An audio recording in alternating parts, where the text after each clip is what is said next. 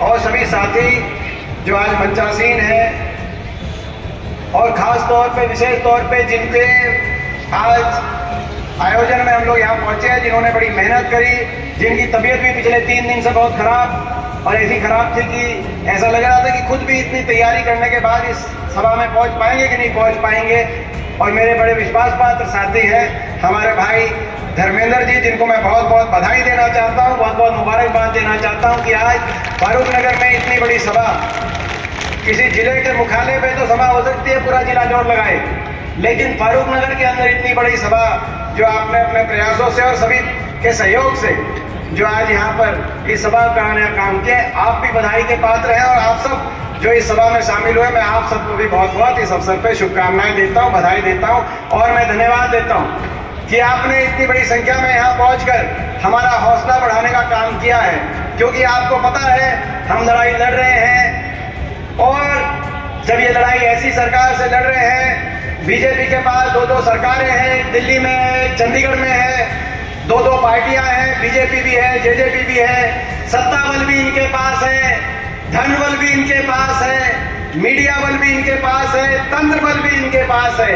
हमारे पास कुछ है इस लड़ाई लड़ने में, तो आपका आशीर्वाद और आपका दिया हुआ हौसला है जो आज आपने बहुत हौसला हमारा बढ़ाया है।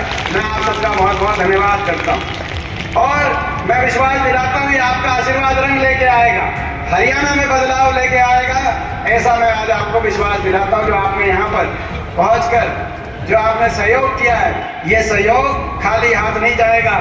अगले कुछ महीने के बाद हरियाणा में कांग्रेस पार्टी की सरकार लेके आएगा, आपकी सरकार लेके आएगा, ये मुझे आज मैं विश्वास के साथ आप करता हूँ। और मैं क्यों इस विश्वास से कह रहा हूँ, क्योंकि सरकार का कार्यकाल आपने देख लिया 2014 से लेकर अब तक। 2014 में बड़े बहुमत से सरकार बनी, केंद्र में भी और हरियाणा में भी। अब हरियाणा की बात करें तो हरियाणा में भाजपा को पहली बार बहुमत मिला, खट्टर सरकार बनी।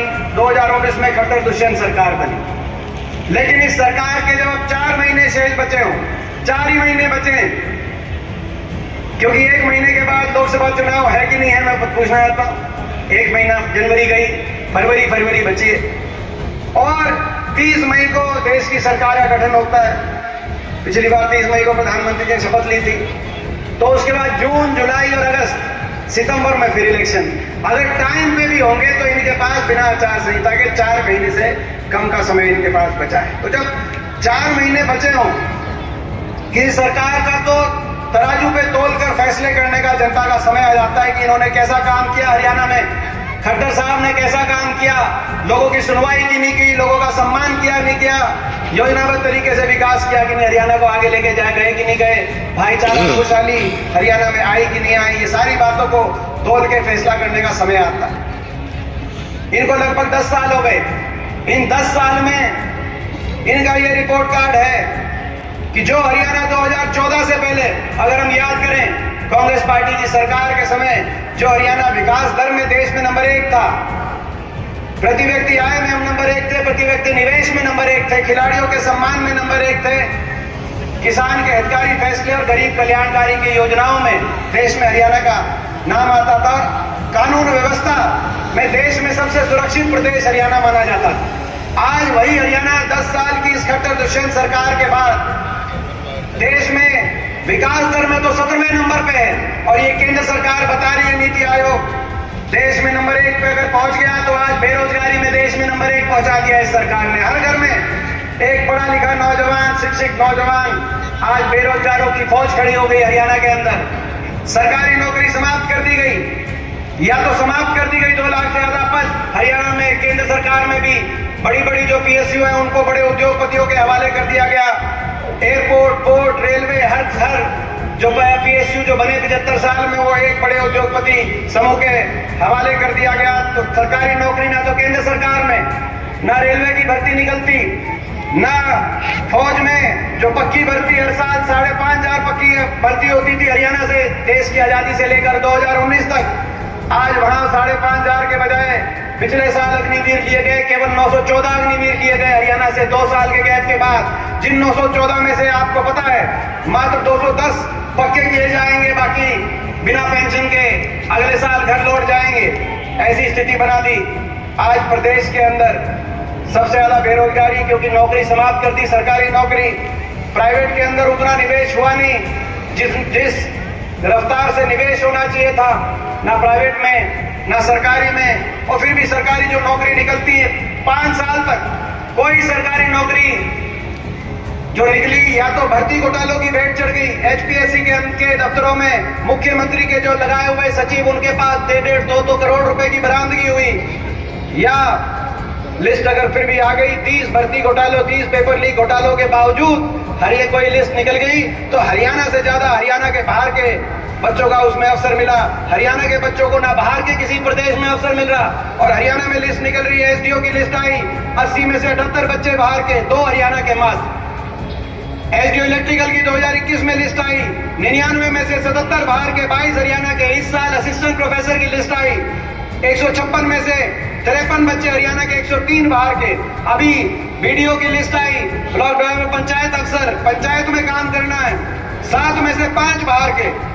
कोई कहीं से कोई कहीं से। हरियाणा के बच्चे पंचायत अफसर यूपीएससी में नंबर 1 आएंगे, लेकिन हरियाणा की लिस्ट में हरियाणा का नंबर नहीं। आखिरी साल ग्रुप सीडी निकालते हैं चुनाव से कुछ महीने पहले, नहीं तो सीटी के इम्तिहान लेते हैं, लेकिन कोई रोजगार देने का काम नहीं करते। बेरोजगारी में देश में नंबर 1 हरियाणा बन गया।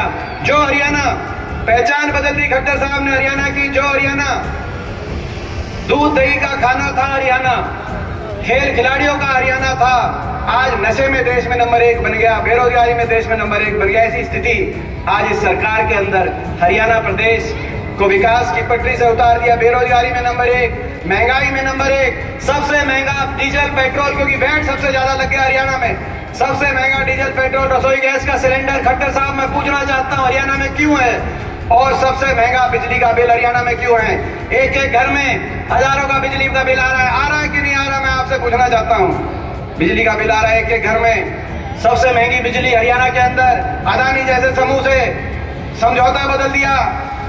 हमारी सरकार के समय जो समझौते पे जिस रेट पे बिजली मिलनी थी, उसकी बजाय महंगी रेट पे उसको समझौते का बदल के खुले में भ्रष्टाचार को अंजाम देने का काम इस सरकार ने कि कहां किया आपके। और जब हमारी सरकार थी, आपको याद होगा, हरियाणा में बिजली की पूर्ति के लिए 4 बड़े बिजली के थर्मल के कारखाने हरियाणा में स्थापित किए गए थे, बिजली की, ताकि पूरी पूर्ति और सस्ते में बिजली मिले। आज वही पिछले 10 साल में बताइए सरकार, क्या बिजली की उपभोक्ताओं में वृद्धि नहीं हुई, या बिजली की कोई जरूरत बढ़ी नहीं? जब जनसंख्या बढ़ रही है, लोगों के जीवन स्तर को में उछाल आ रहा है, तो बिजली भी ज्यादा, लेकिन एक भी कोई बिजली का पैदा करने का कारखाना स्थापित नहीं किया गया हरियाणा में, बल्कि अदानी जैसे समूह से महंगी बिजली लेकर आए। देश में सबसे महंगी बिजली, सबसे ज्यादा बेरोजगारी, सबसे ज्यादा आज महंगाई, मगर दुख की बात यह है कि सबसे ज्यादा भ्रष्टाचार भी इसी सरकार में, सबसे ज्यादा भ्रष्टाचार। क्योंकि आपको याद होगा, ये सरकार दोबारा नहीं बननी थी। पिछली 2019 में हरियाणा प्रदेश में जब केंद्र का नतीजा आया, तो लोकसभा का नतीजा देखकर बीजेपी ने नारा दे दिया खट्टर साहब ने कि अब की बात हरियाणा में जाएगी बीजेपी 75 पार। आपको याद होगा 75 पार का नारा दिया था कि नहीं दिया था? मगर उस नारे को लोगों ने अस्वीकार किया। लोग उस सरकार से दुखी थे, पिछली सरकार खट्टर सरकार से भी दुखी थे। इनके 14 मंत्री मैदान में आए, 14 में से 12 मंत्रियों को वापस विधानसभा लोगों ने नहीं भेजा, केवल 2 ही मंत्री पहुंचे। बादली से इनके मंत्री थे, धनखड़ साहब, रोहतक से इनके मंत्री थे, जहां दाम सिंह जी बैठे हैं, जो है वहां से भी, महेंद्रगढ़ से भी इनके कैबिनेट के मंत्री थे। आपको याद होगा, पूरे प्रदेश में लोगों ने, जहां से इनका कोई मंत्री, 2 ही होती है सरकार या पार्टी के अध्यक्ष सुभाष बराला, उनकी तो जमानत भी नहीं बची 2019 में। और 14 में से 12 मंत्री हार गए, 75 पार की नारे की हवा निकल गई, 40 पे सुई अटक गई, सरकार नहीं बनी। मगर इस बीच में एक और पार्टी आई, दुष्यंत चौटाला, जेजेपी पार्टी, जिसने नारा दिया बीजेपी को करो जमुना पार। दिया था कि नहीं दिया था? मैं पूछता। इलेक्शन का नतीजा आते ही दोनों बन गए जमा पक्के यार, दोनों बन गए पक्के यार, लोगों के आंख में धूल झोंक के ऐसी स्थिति बनी हरियाणा के अंदर, दोनों बन गए। और हरियाणा बना दी भ्रष्टाचार। लोगों कह दिया 5100 बुढ़ापा पेंशन पे समझौता कर रहे हैं। मैं पूछना चाहता हूं, 5 साल के बाद अब 4 महीने बचे हैं, वो 5100 पेंशन आई या नहीं आई? मैं आपसे पूछना चाहता हूं। ये धोखा है, लोगों के साथ विश्वासघात है। कहा था कि 5100 बुढ़ापा पेंशन में समझौता कर रहे हैं, कहा था कि हरियाणा के बच्चों को फैक्ट्रियों में रिजर्वेशन पे धोखा कर रहे हैं, मगर ना वो लागू हुआ ना 5100 पेंशन आज आई। अगर जो है आई तो भ्रष्टाचारी सरकार आई। समझौता 5100 की पेंशन का नहीं था, समझौता हरियाणा को लूटने का था।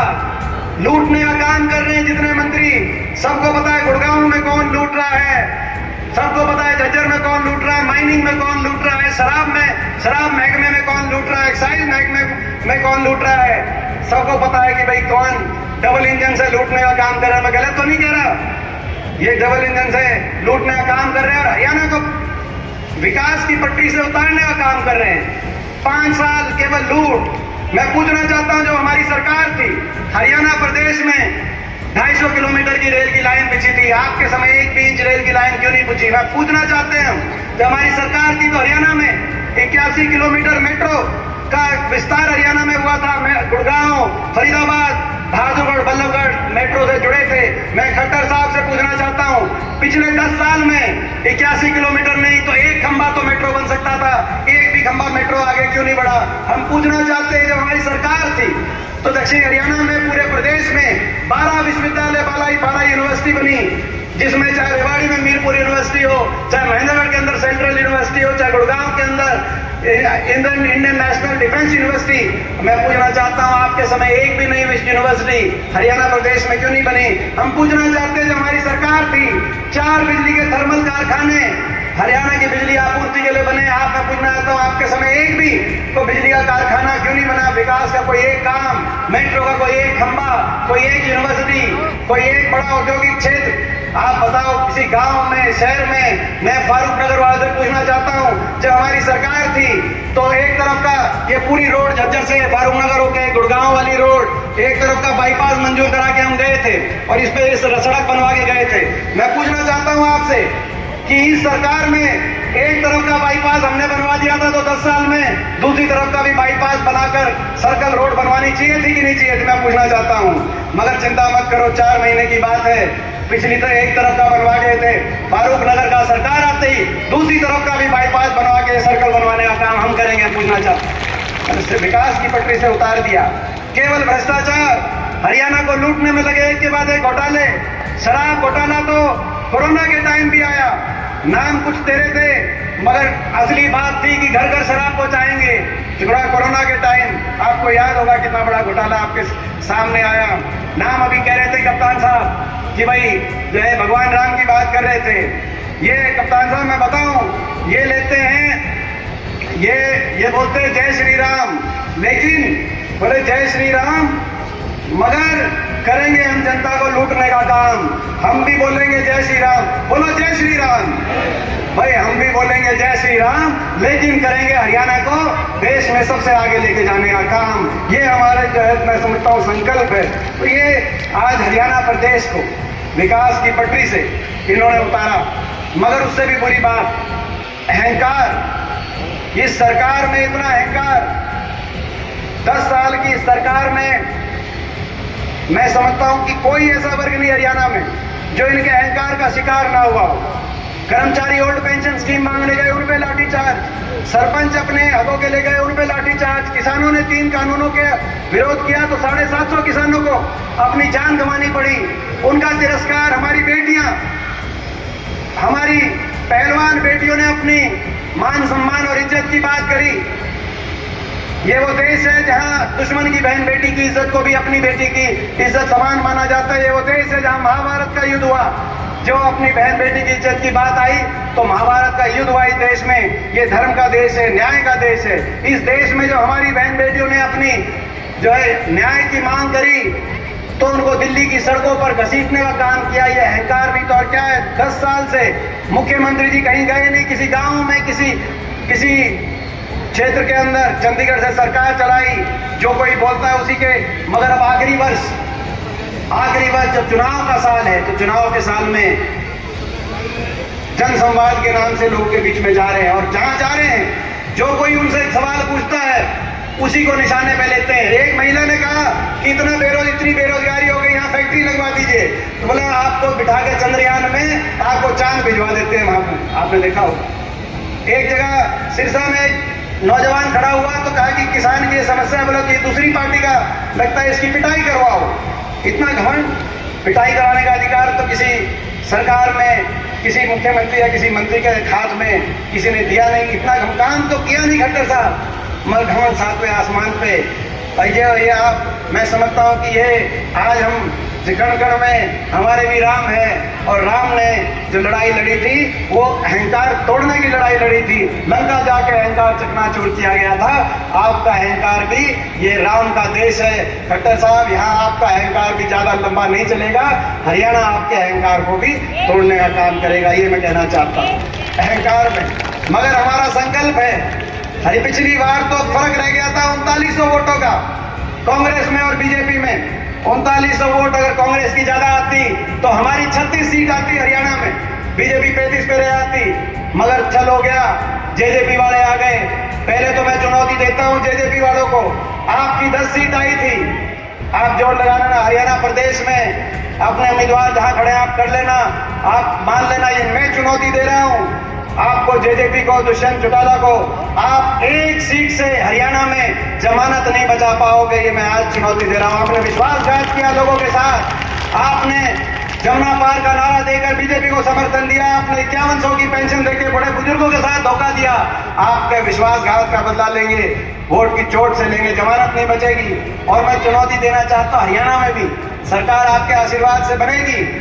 4 महीने के बाद हरियाणा में सरकार आपके आशीर्वाद से बनेगी। और आते ही हरियाणा को हम संकल्प, आज ये जो प्रोग्राम है घर घर कांग्रेस, इस प्रोग्राम के माध्यम से लोगों के बीच में हम अपने संकल्प लेके जा रहे हैं, हरियाणा को दोबारा से विकास खुशहाली के मामले में हरियाणा देश में सबसे आगे जाए, हरियाणा ऐसा विकसित हरियाणा बने। हरियाणा के